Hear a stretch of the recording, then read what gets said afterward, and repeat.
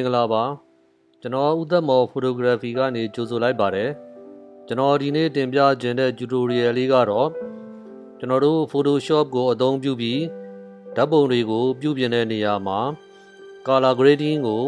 ကျွန်တော်တို့ vibrance ကိုဘယ်လိုအသုံးပြုသလဲဆိုတာလေးကျွန်တော်တင်ပြပေးမှာဖြစ်ပါတယ်ကျွန်တော်တို့ Photoshop တဲကိုသွားလိုက်ကြအောင် Okay ကျွန်တော်ဒီပုံကတော့ကျွန်တော်ရိုက်ထားတဲ့အတိုင်းပဲကျွန်တော် add shot ပါနော်ရိုက်ထားတဲ့အတိုင်းပဲကျွန်တော်ဒီမှာ Photoshop ထဲမှာဖွင့်ထားတာဖြစ်ပါတယ်ကျွန်တော်တို့ Vibrance ကိုအသုံးပြုပြီးတော့ဒီထဲမှာရှိတဲ့ color လေးတွေကိုဘယ်လို grading လုပ်မလဲကျွန်တော်ပြပေးပါမယ် Okay ကျွန်တော် Control J နဲ့ layer တစ်ခုအသစ်ပွားပါမယ် Okay layer ပွားပြီးရင်ကျွန်တော်တို့ဒီအောက်ကကျွန်တော်တို့ဒီဟာမှာlayer adjustment မှာကျွန်တော်တို့ကဘာကိုရွေးမလဲဆိုရင်vibrance ကိုရွေးပါမယ် vibrance ကိုရွေးပြီးရင်ကျွန်တော်ဒီမှာ slide လေးတွေရှိတယ်ကျွန်တော်တို့ဒီမှာ vibrance ကိုတင်ကြည့်ပါမယ်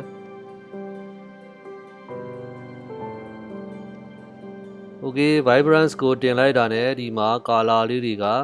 ပို့ပြီးတော့အရောင်လေးတွေဆိုပြီးတော့တောက်ပလာတာကိုတွေ့ရပါမယ် Okay ကျွန်တော်တို့အဲ့ဒီမှာ color saturation လေးကိုနည်းနည်းတင်လိုက်ခြင်းဖြင့်ကျွန်တော်တို့လိုချင်တဲ့ color လေး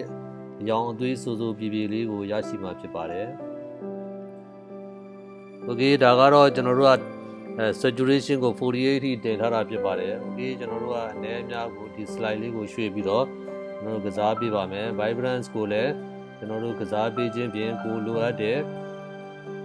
color ရည်သွေးကိုရမှာဖြစ်ပါတယ်ဒီမှာ vibrance ကို -100 ထိထားလိုက်တဲ့အချိန်မှာcolor က black and white ဒီပါဖြစ်သွားတာကိုတွေ့ရပါမယ်ကျွန်တော်တို့ဒီ Vibrance Tool လေးကိုဒီလိုကစားပေးခြင်းဖြင့်ကျွန်တော်တို့ဓာတ်ပုံတစ်ပုံရဲ့အရောင်အသွေးဆိုပြေမှုကိုကျွန်တော်တို့က edit လုပ်လို့ရမှာဖြစ်တဲ့အကြောင်းလေးတင်ပြလိုက်ပါတယ် Okay ဒီမှာဆိုလို့ရှိရင် saturation လေးကျွန်တော်နည်းနည်းထပ်တင်ပါမယ်Okay ဒါ after ပါဒါက before ပါဒါက after ပါ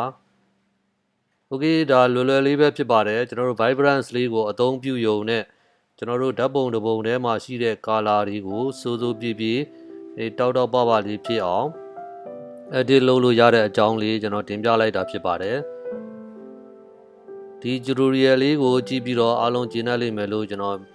ယုံကြည်ယူဆပါတယ်နောက်ထပ် tutorial တွေကိုလည်းလာရောက်ပြီးတော့အားပေးလဲပါအောင်လို့ကျွန်တော်ဖိတ်ခေါ်လိုက်ပါတယ်